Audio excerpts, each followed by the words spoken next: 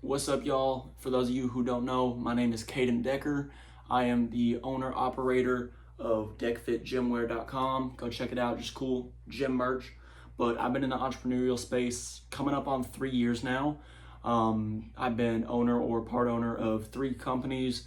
One ended really bad, the other 2 probably gonna end a little bit better. But with that said, I've made a crap load of mistakes in my time, which is the reason I'm here, just to make sure y'all don't make the same mistakes that I did. So follow along if you want to not mess up. But again, hey, if you want to mess everything up, go ahead. That's all you. That's cool. But I'm here today with my cousin Nate, Mr. Nathaniel. So Nate, you want to introduce yourself real quick? Yeah, my name's Nate. I am the owner / directory of operation of his company, aka our company. Our company, yeah. This is actually my first company we will be running. I'm really excited to see what the future has planned for us, and I really want to get the mistakes over with so we can be perfect. Although not everyone is perfect, but we're just gonna float with the boat, you know. Roll with it. Awesome. Yeah, so you've been doing this coming up on 2 months now, right? Yeah. Pretty new. How you feeling so far? So far, so good. I have learned a little bit. Just for our own entertainment, what would you say the biggest mistake you've made is so far in the 2 months? The biggest mistake is not taking enough risk. I feel like if I took more risk, then I'll be more comfortable with just with everything. So what kind of specific examples? What do you mean risk? Like not being so shy to people. Oh yeah. Nonchalant.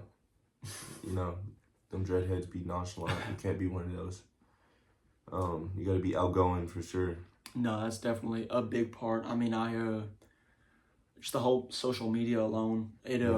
My first video, hello guy, it was awkward. It's definitely a big step getting used to it. I just kind of embrace feeling stupid is the biggest thing there. But yeah, no, it's pretty cool. So like you said, we're both co-owners of DC or DEKKER Carter car wash and oil change right here in Arlington, Texas. So come hit us up, throw the number on the screen or something. But I mean, overall, what are your thoughts? I mean, what were you doing before you started the company? Just out here grinding, cutting grass. Used to work at the Ranger Stadium until an incident happened. And yeah. We don't gotta talk about that. But what would you say the biggest difficulty has been in like transitioning from kind of the 9-to-5 world, the little hourly wage, to making your own schedule, making your own? Yeah, I really like it. It's a big change, of course. It's like you do it yourself and not somebody giving it to you. So yeah. Definitely. Yeah. So one of the reasons I wanted to have you on, I mean, obviously you are young, but nah, I'm cut that shit out. But nah, you new to the game, and so obviously want to get your opinion on some stuff, help you out any way I can. But also something that I really like admire about you, man. I don't know if I ever told you this. No gay shit. But it's just like how you are always your authentic self. I feel like a lot of people out there always are pretending to be something. Whether it's, I mean, you see the Instagram influencers pretending they got money, leasing a Lambo for 2.5 hours to take pictures, just goofy stuff like that. Or even on the complete opposite end, the fake gangsters coming straight out, trying to make it out the gated community, as they say. But one thing I know about you is you don't change yourself for people, and that's just something I really admire about you. But has that been, like, I imagine that's brought some difficulties though, interacting with people, hasn't it? Yeah, like some people don't accept you for who you are, and sometimes you just gotta accept that and move on. People want you to act like them, but really that's following, and you want to be the leader in situations instead of following people, because following people can lead you down the wrong path. I've seen people done that, been through that. Yeah. I'm gonna bleep out his name. But yeah, no, I mean, it's very true. A lot of people, whether it's like you were saying, the status, people want you to be, I guess accepted is the word, Mm-hmm. and want to be more like them. Or even it could be just like, it makes me feel good. It boosts my ego to come up here and pretend that I have all this money when I'm really a don't. work in progress. Exactly. And so it's really about working on the right things there.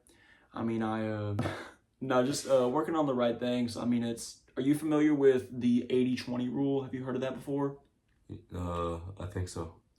So essentially what it is I don't know the guy who, I'll throw it on the screen if I remember his name, who developed it, but essentially it's 80% of the results and the money you make and the stuff you learn comes from about 20% of your actions.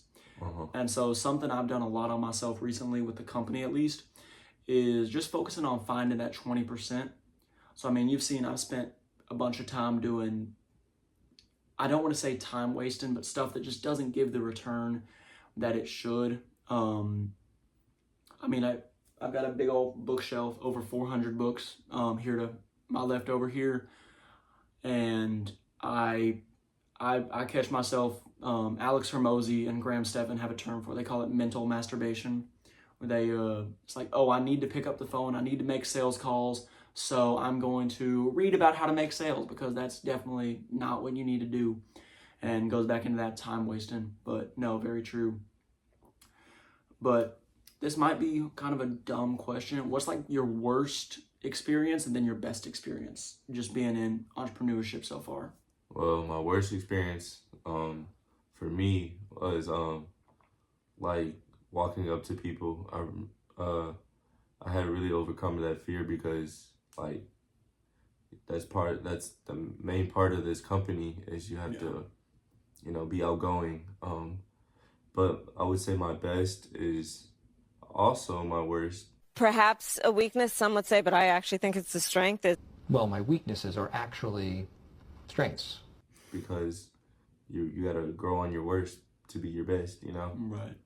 So yeah. No, it's cool. I love because this is a business I never really saw myself getting into, if I'm being honest. For those of y'all who don't know, I ran Take Flight Gyms and Training, which was online fitness coaching for basketball. And then obviously this is still a gym industry, more on the smaller scale, small ticket, which I'm still honestly kind of learning how to do. But I never really saw myself getting into something more in the services.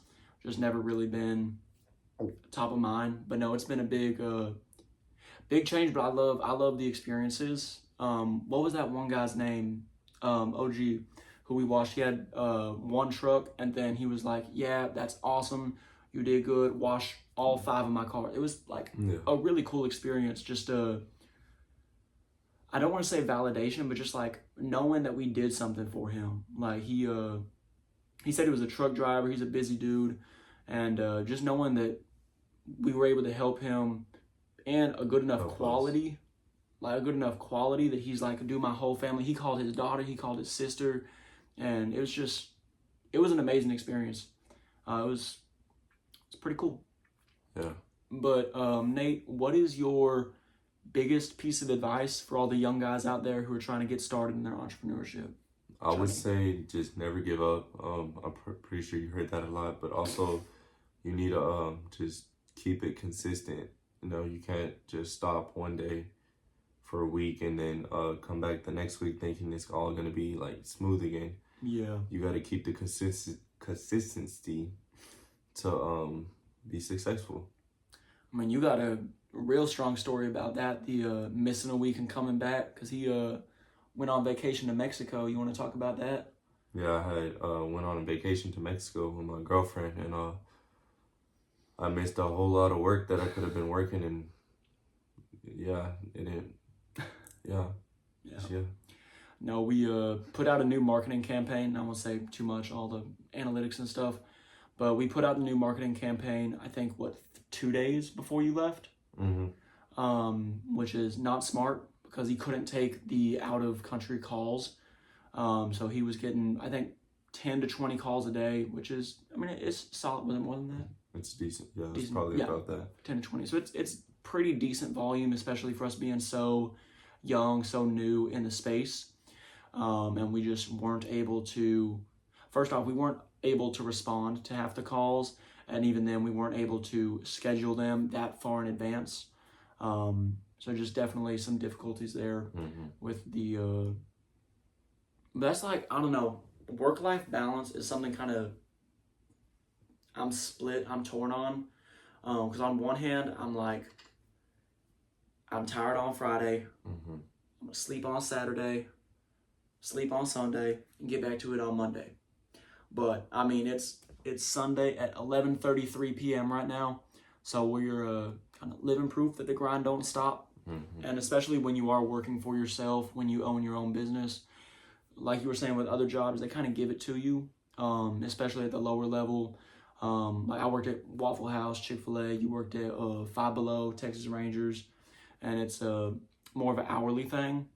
And so it don't matter if you're doing it 110% or 10%, you're still getting paid the same. So you're really not motivated to work hard, work quick, or do a good job. But when you're repping yourself, I mean, if you mess up, you're only hurting yourself, which is a big shift. Okay, so this might be kind of a dumb question. So as you know, I'm in the fitness industry, but I'm also built like a string bean. I mean, you can't tell, I put on about 40 pounds in the last 2 years. Is that the most country shit you ever heard? But no, I am currently 6'6", about 180-ish. Coming up from 120, so it's something. But what would you say is your biggest advice for like gym? Do you think it's important? Do you think it's worth it for young guys? Because I know a lot of people are like, no, just get your money, it don't matter. And then some guys are more well-rounded. What's kind of your thoughts on that? I think you need a little bit of both. You need to be well-rounded to get your money. Because if you're a little on the heavier side, then it's going to be harder for you. And it's going to want to motivate you, you know, to get in the gym and get more fitter. But if you're also skinny, you're also going to, you know, there's consequences with those things too. So it's also going to help you want to get in the gym or like eat more. And yeah, I would say that. Yeah, definitely. No, I mean, it's, I know it's not like politically correct to say it, but it's, in my experience at least, it's just a fact of life that if you look better, if you're a better looking dude or a better looking female, you're going to do better. And I think it's mostly just people are more open to communicate with you more, and be more lenient on things. And I'm not saying that's fair. I'm just saying that's my experience with the world. And so when I was standing for, 6'2", 120, see every rib in my body, like no one's going to do business with that kid. He couldn't pick up a tennis ball. And so now I will say I still definitely have a long way to go, but I've made a lot of progress, and I've also done a lot better since then. I have another episode about this, talking about kind of your hygiene and stuff. There was one dude who was trying to get a deal going with me, and I won't say names or anything, but don't get me wrong, we're young dudes, like we're gonna have acne and stuff. But this dude, it was some of the worst I've ever seen. Acne everywhere. Hadn't shaved in a while, hadn't really cleaned up his hair. And it's, don't get me wrong, he was a smart dude. And I was honestly really tempted to partner with him on a little project. But it just, I couldn't have him in front of the camera. It was hurting the brand more than it helped. And so that's just kind of how it is. But last thing we're going to talk about. So as you know, we both kind of came from small hourly jobs, nothing really special. But what would you say the biggest thing that helped you kind of take the leap to go from your hourly job to like, well, I'm not guaranteed anything. I hope I do something. I hope I make money. Like, what kind of pushed you to that point, I guess? Well, I'm the oldest sibling out of them, and I wanted to show my younger siblings how you always need to be motivated. Always, you can't let nothing stop you. Yeah. So, yeah, like I guess you get to an age where it's like these little low-paid jobs, you can call them, are not going to work out in life, and you need to move up in life. And I guess I'm at that age that I have moved up in life. We hope. Yes, sir.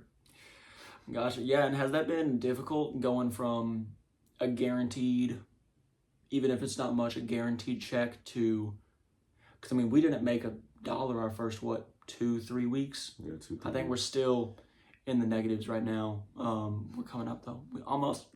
But how has that been? Just kind of keeping up with your lifestyle? Just the grind. I gotta keep it going. Yeah, definitely. No, and then another thing I love, this is kind of the biggest shift for me. So I had an internship with Chick-fil-A. I was a financial advisor, and I'm not remembering the exact number, but I know I increased revenue. It was either 300,000. It was a crap ton of money in 1 year, and during that I was being paid a lot less than 300,000 a year, and so it just really kind of, it made me look in the mirror, and I was like, this is how much I'm putting into this. This is how much I'm like giving you your results, and I'm being compensated like down here. And so something that I love about the entrepreneurial space is if I give this effort up here, I'm gonna get this level of output. But then at the same time, if I am having an off week, if I'm lazy, kind of the people we were talking about who do fail in this industry, put in an effort down here, then your pay is gonna be right here too. Mm-hmm. And so it something, and I'm proud of this. You can say what you want. Every employee I have is a pure commission employee. Even my graphic designers are off of commission and bonuses, as well as just like independent contractor salary.